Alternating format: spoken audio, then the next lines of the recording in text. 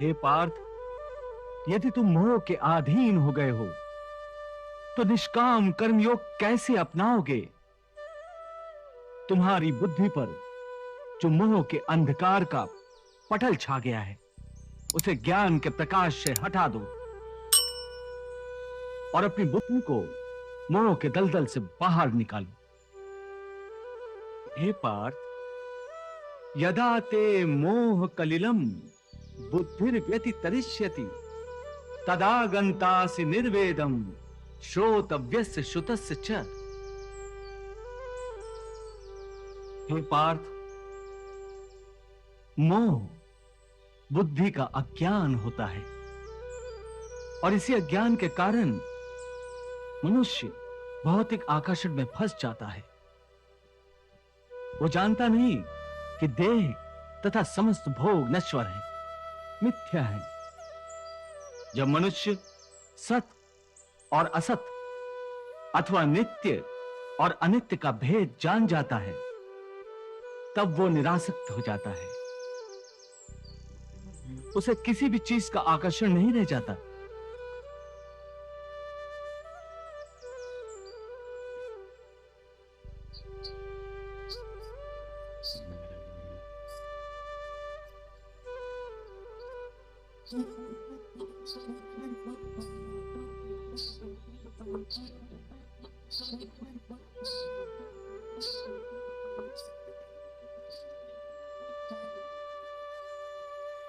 इसका दूसरा अर्थ है मोह का त्याग करना तथा मोह का लोप होने पर मनुष्य किसी भी प्रकार से किसी भी वस्तु की ओर आकर्षित नहीं होता। हे पार्थ, यथार्थ ज्ञान की प्राप्ति होने के बाद मोह का त्याग होता है। आत्मिक योग बल में वृद्धि हो जाती है। योग बल के कारण मन स्थिर हो जाता है।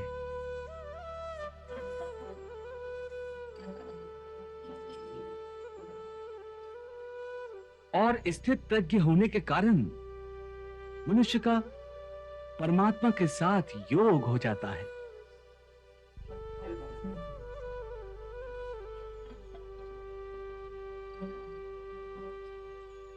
पार्थ, तुम भी आत्मिक योग बल द्वारा अपनी अंतरात्मा में झांककर परमात्मा को देखने का प्रयास करो।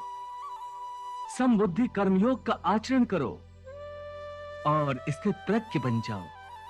इसलिए हे पार्थ, अनासक्ति योग के द्वारा कामनाओं पर विजय पाना अति आवश्यक है,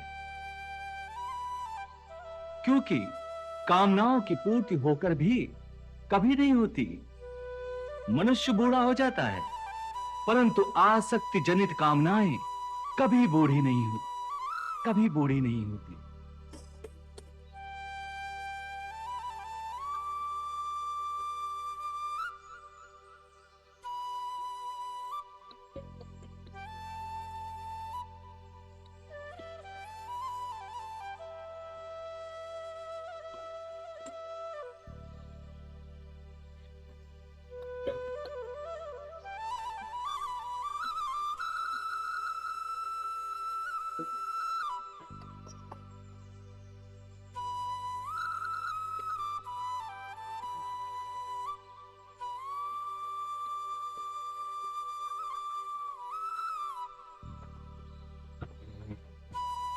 पार्थ, एक कामना अनेक कामनाओं को जन्म देती है।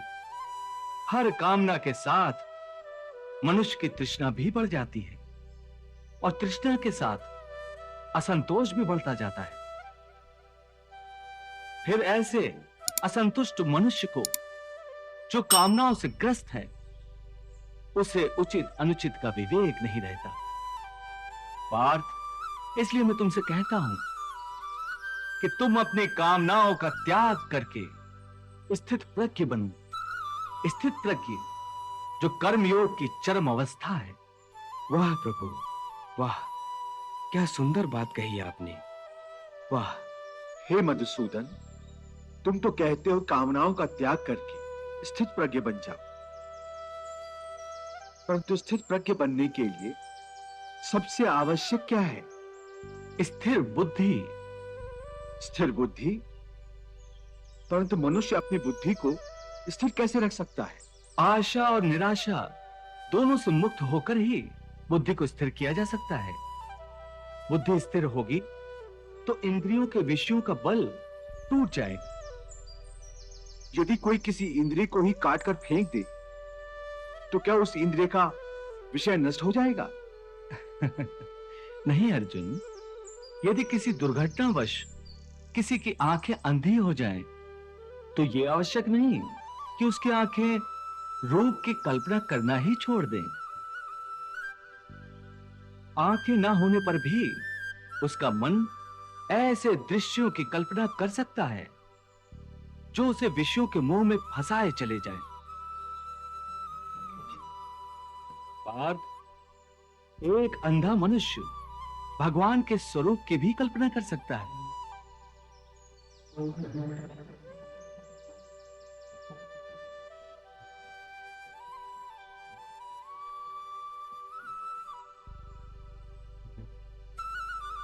और एक नारी के शरीर की भी कल्पना कर सकता है।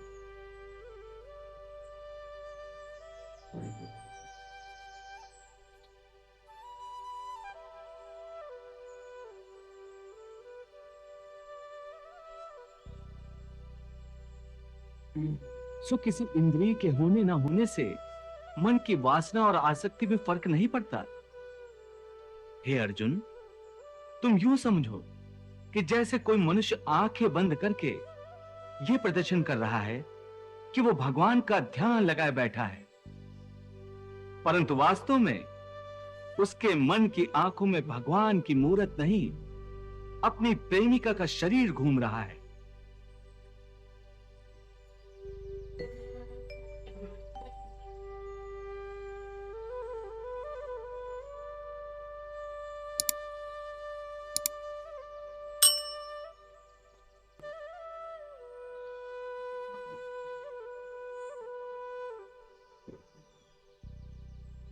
इसका अर्थ है कि उसकी आंखें तो बंद हैं, परंतु आंखों के विषय उसे फिर भी भ्रमित कर रहे हैं।